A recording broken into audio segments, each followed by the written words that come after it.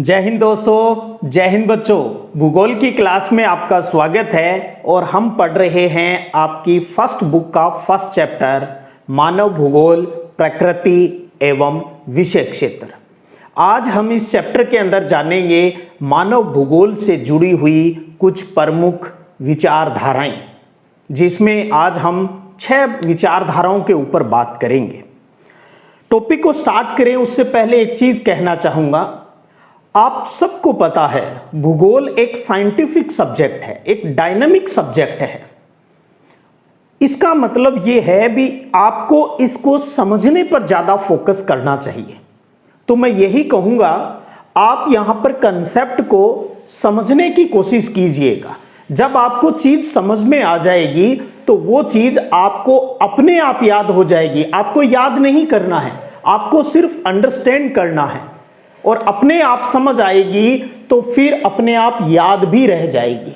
तो इसलिए समझने पर फोकस कीजिएगा, यही मेरा उद्देश्य है यहां पर इस क्लास को लाने का।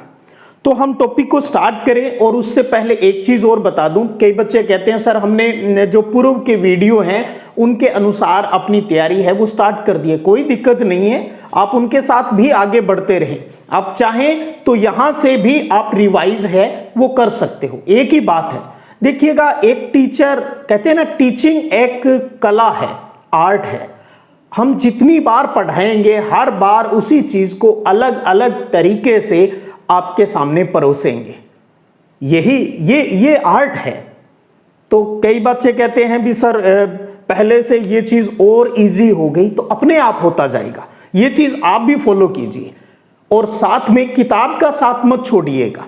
किताबें बहुत अच्छी दोस्त होती है, किताबें ही आपको आपकी मंजिल तक लेकर जाएगी। आपने जो सपना देखा है अब की बार 90 पार, वो ही पार लगाएगी। हम तो आपको उस मंजिल तक प्राप्ति में सहायक मात्र हैं, एक फैसिलिटेटर की भूमिका है वो निभाएंगे। चलिए स्टार्ट कर लेते हैं टॉपिक को। ये रहा मानव, इंसान। अब बात मानव की क्यों करें, क्योंकि मानव भूगोल पढ़ रहे हैं। मानव भूगोल का केंद्र बिंदु किस पर है? इंसान पे ही है। स्टार्टिंग में क्या था, जब इंसान अपनी प्रारंभिक स्टेज में था तो इसका कोई ज्यादा माइंड डेवलप नहीं था। यानी इसका मतलब यह है भी इसको बहुत ज्यादा टेक्नोलॉजी का जो जानकारी है वो नहीं थी। तो ये प्रकृति से जो चीजें मिलती थी उनसे बहुत खुश रहता था और प्रकृति के अनुसार इसने धीरे धीरे अपने आप को ढाल लिया।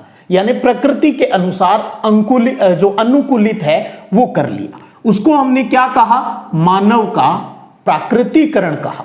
भी इंसान ने प्रकृति के अनुसार खुद को ढाल लिया तो वो मानव का प्राकृतिकरण कहलाया।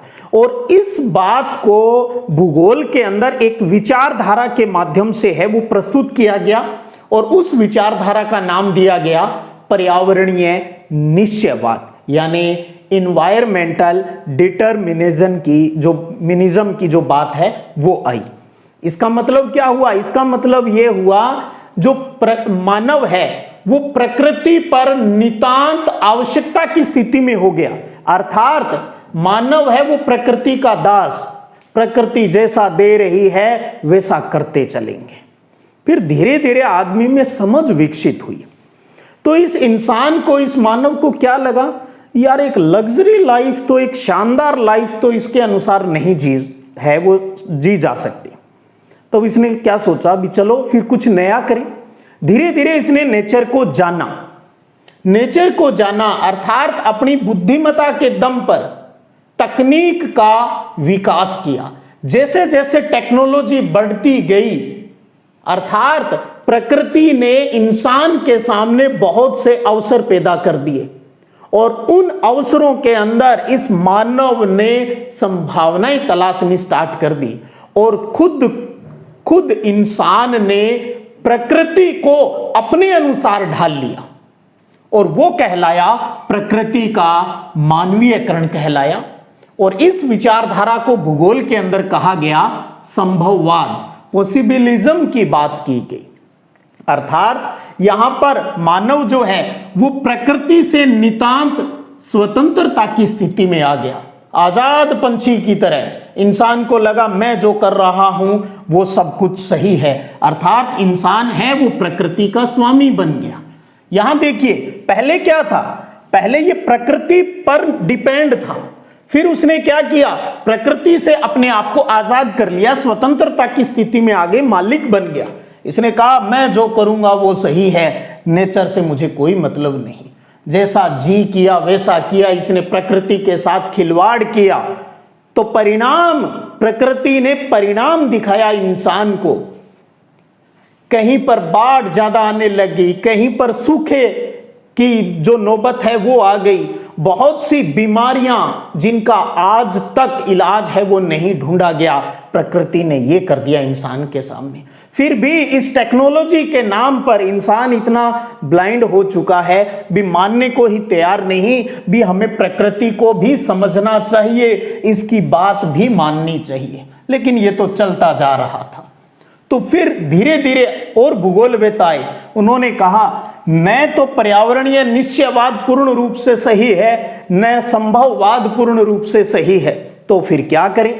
तब एक नई विचारधारा का जन्म होता है, अर्थात पर्यावरणीय निश्चयवाद और संभववाद के बीच का मार्ग निकाला जाता है, जिसे हम मध्य मार्गी विचारधारा कह सकते हैं।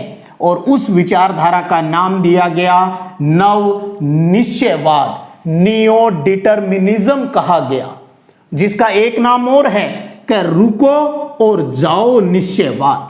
तो नव निश्चयवाद कहिए या रुको और जाओ, यानी स्टॉप एंड गो डिटर्मिनिज्म, ये किसने ये विचारधारा दी, उनका नाम भी ध्यान रखिए, वो है ग्रिफिथ टेलर। ग्रिफिथ टेलर ने नव निश्चयवाद विचारधारा को हमारे सामने प्रस्तुत किया और इन्होंने समझाया भी ये क्या चीज है। भाई सिर्फ प्रकृति की बात मत करो, यानी सिर्फ प्रकृति पर डिपेंड मत रहो, प्रकृति को छोड़ो मत, उसका स्वामी मत बनो, मालिक बनने की कोशिश मत करो। इसने कहा बीच का मार्ग अपनाएंगे और समझाया ट्रैफिक सिग्नल की तरह। ट्रैफिक सिग्नल देखा है ना आप में से जो बच्चे सिटी में गए होंगे, तो गाड़ियों को कंट्रोल करने के लिए सिग्नल सिस्टम होता है, ट्रैफिक सिग्नल सिस्टम, जिसमें 3 प्रकार की बत्तियां, लाल, पीली और हरी बत्तियां हैं, वो आपको देखने को मिलती है। जैसे ही लाल बत्ती जलती है गाड़ियां रुक जाती है, फिर पीली बत्ती जलती है यानी कि वेट कीजिए अब थोड़ा सा, और उसके बाद में ग्रीन बत्ती जल जाती है यानी गो, अब आप जाइए। कि जिस प्रकार सिटी के अंदर ट्रैफिक को कंट्रोल करने के लिए हम इस प्रकार से लाल, पीली और हरी बत्ती का इस्तेमाल करते हैं, कि वही सिस्टम हमें इस भूगोल के अंदर करना पड़ेगा। भूगोल सब्जेक्ट में करने की बात तो नहीं है भी हाँ ये इसमें पढ़ते हैं, भी हमें जीवन में करना पड़ेगा ये चीज।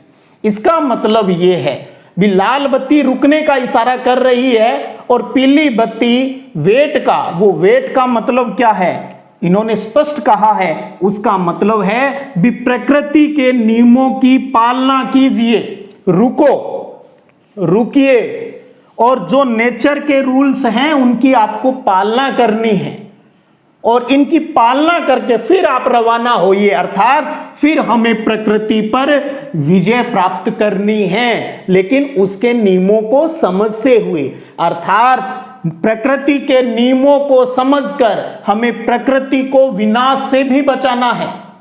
क्योंकि अगर हम सिर्फ संभववाद के हिसाब से बढ़ते गए तो देखिए आज कितनी एनवायरमेंटल समस्याएं हमारे सामने हैं। ग्रीन हाउस इफेक्ट आप पढ़ते हो, आप ओजोन परत छेद के बारे में पढ़ते हो, कितनी एनवायरमेंटल समस्याएं हमारे सामने हैं, कितनी बीमारियां हमारे सामने हैं।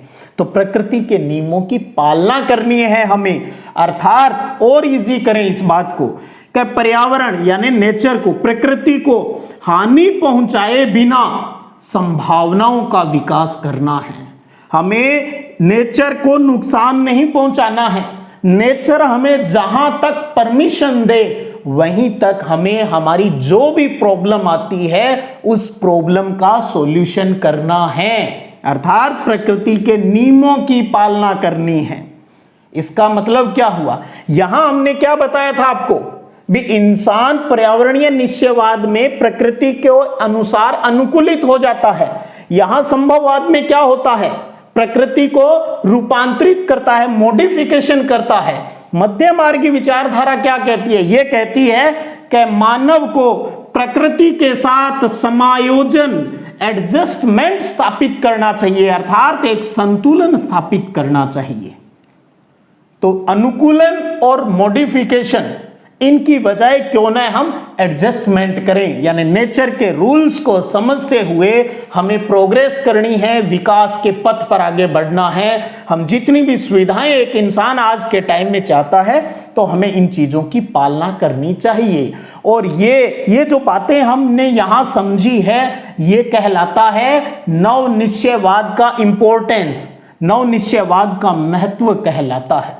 तो ये तीन पुरानी विचारधारा है, प्राचीन टाइम से ही पर्यावरणीय निश्चयवाद, संभववाद और नव निश्चयवाद है, वो चल रही है। समय के साथ साथ बहुत से भूगोलवेताओं ने और भी अपने अपने तरीके से विचारधाराएं हैं वो हमारे सामने प्रस्तुत की है, जिनमें बात करें हमारे सिलेबस के अकॉर्डिंग 1970 के दशक की प्रमुख विचारधाराएं, तो ये तीन हो गई। उसके अलावा 1970 के दशक के अंदर तीन विचारधाराएं और आई, जिनमें एक है कल्याणपरक यानी वेलफेयर या मानवतावादी विचारधारा, दूसरी है आमूलवादी या रेडिकल विचारधारा, और तीसरी है व्यवहारवादी यानी बिहेवियरल जो विचारधारा है वो। तो ये तीन विचारधारा 1970 के दशक में हमारे सामने आई। अब इनके बारे में थोड़ा थोड़ा बेसिक नॉलेज आपको हो जाना चाहिए। सबसे पहले बात करें कल्याणपरक यानी वेलफेयर या मानवतावादी यानी ह्यूमनिस्टिक जो विचारधारा है उसकी बात करें। इसके अंदर किसकी बात की गई है तो समझिएगा, इस विचारधारा में लोगों के सामाजिक कल्याण के पक्षों के ऊपर बात की गई है। भी लोगों को अच्छी शिक्षा मिलनी चाहिए, लोगों को अच्छा स्वास्थ्य मिलना चाहिए, लोगों को अच्छा आवास मिलना चाहिए। तो शिक्षा, स्वास्थ्य और आवास जो कि लोगों के सामाजिक कल्याण के लिए बहुत जरूरी है, उनके ऊपर फोकस किया गया है। किस विचारधारा में? कल्याणपरक या आप कह दीजिए मानवतावादी विचारधारा के अंदर। दूसरी बात करें विचारधारा आमूलवादी या रेडिकल, जो कि 1970 के दशक के अंदर आई थी। इसका जो संबंध है इस विचारधारा का, रेडिकल का, इसका संबंध है गरीबी का कारण, गरीबी का बंधन और सामाजिक असमानता से है। और ये कार्ल मार्क्स के सिद्धांत का इसके अंदर उपयोग किया गया है। यह भी अपने आप में एक प्यारा प्रश्न है भी, मानव भूगोल की किस विचारधारा के अंतर्गत कार्ल मार्क्स के सिद्धांत की बात की गई है, तो वो रेडिकल है। कार्ल मार्क्स आपने सुना है जो कि समाजवादी, साम्यवादी जो सिस्टम है उसका पक्षधर रहा है। क्योंकि उस टाइम की बात करें, कार्ल मार्क्स के टाइम की बात करें, तो उस टाइम जो पूंजीवादी लोग थे यानी जो अमीर लोग थे वो ज्यादा हावी थे, गरीब और गरीब होता जा रहा था। तो आज हम कार्ल मार्क्स के सिद्धांत को इसके अंतर्गत शामिल करते हैं भी, गरीबी के कारणों का पता करें, उसके बंधन का कारण क्या है, सामाजिक असमानता का कारण क्या है, हमें इसके ऊपर भी काम करना चाहिए। यानी सबको एक तरह की प्यारी लाइफ जीने का अधिकार है, इसके ऊपर भी बात होनी चाहिए। और ये बात अमूलवादी रेडिकल विचारधारा के अंतर्गत कही गई है। उसके बाद अंतिम विचारधारा की बात करें, व्यवहारवादी यानी बिहेवियरल जो विचारधारा है उसकी बात करें, तो इसके अंतर्गत जो हमारा प्रत्यक्ष अनुभव है, जो हम रियल में देखते हैं, उसके साथ साथ मानव जाति, हमारा जो धर्म है, प्रजाति है, उस पर आधारित सामाजिक वर्गों के ऊपर भी इसके अंदर जोर है वो दिया गया है। तो ये थी 1970 के दशक की तीन प्रमुख विचारधारा। एक बार फिर आपको कहूंगा, आप टॉपिक को समझने पर ध्यान दीजिएगा, समझ में आ जाएगी तो सब चीजें याद हो जाएगी, याद करने की आवश्यकता नहीं है। उन सब बच्चों को जो कि रट्टाफिकेशन पर अपना फोकस करते हैं, कहना चाहूंगा छोड़ दीजिए आदत।